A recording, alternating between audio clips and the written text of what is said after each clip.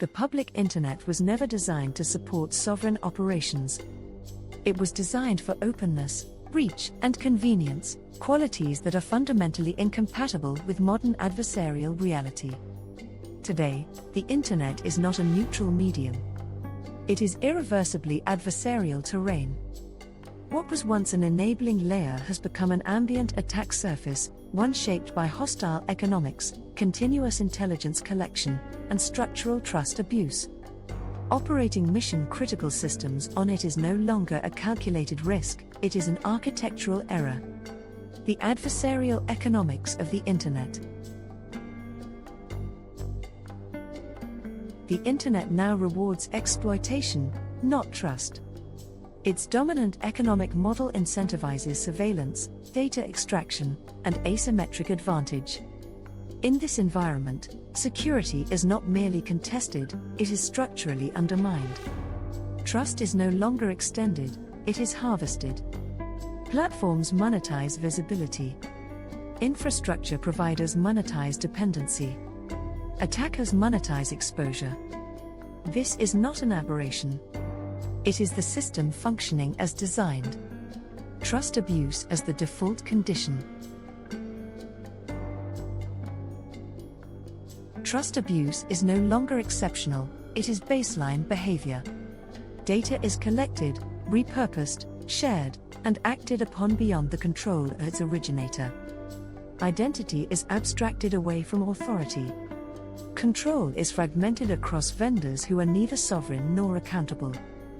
Zero doctrine treats this reality as foundational, not surprising. Supply chain compromise is structural.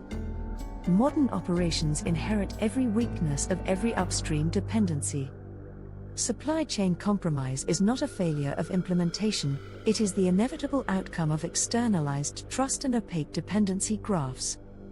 An organization does not need to be directly targeted to be compromised. It only needs to rely, transitively, on a system that is. Ambient reconnaissance is continuous and invisible. Adversaries no longer need intrusion to gather intelligence. Publicly available metadata, behavioral patterns, dependency disclosures, update timings, and error conditions are continuously harvested and correlated. This ambient reconnaissance turns normal operation into persistent signal leakage. Small exposures aggregate into decisive intelligence. Securing exposure versus eliminating it. Most cybersecurity strategies attempt to secure exposure, firewalls, monitoring, identity checks, continuous verification. These measures assume exposure is acceptable and attempt to manage its consequences. Zero doctrine rejects that premise.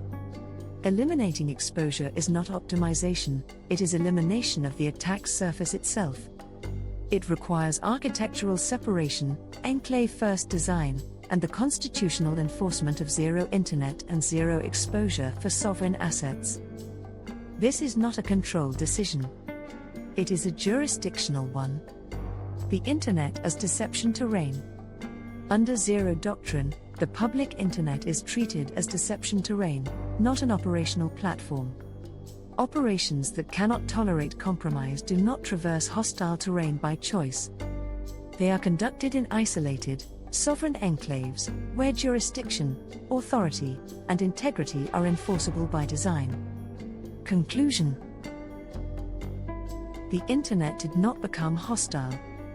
Its hostility simply became inescapable. Trust abuse, supply chain compromise, and ambient reconnaissance are not threats to be mitigated, they are realities to be architected around. Zero doctrine does not attempt to secure the open internet. It declares it non-operational for sovereign missions, and replaces it with enforceable, enclave-based sovereignty. Visit our website to learn more at manuelwlloyd.com.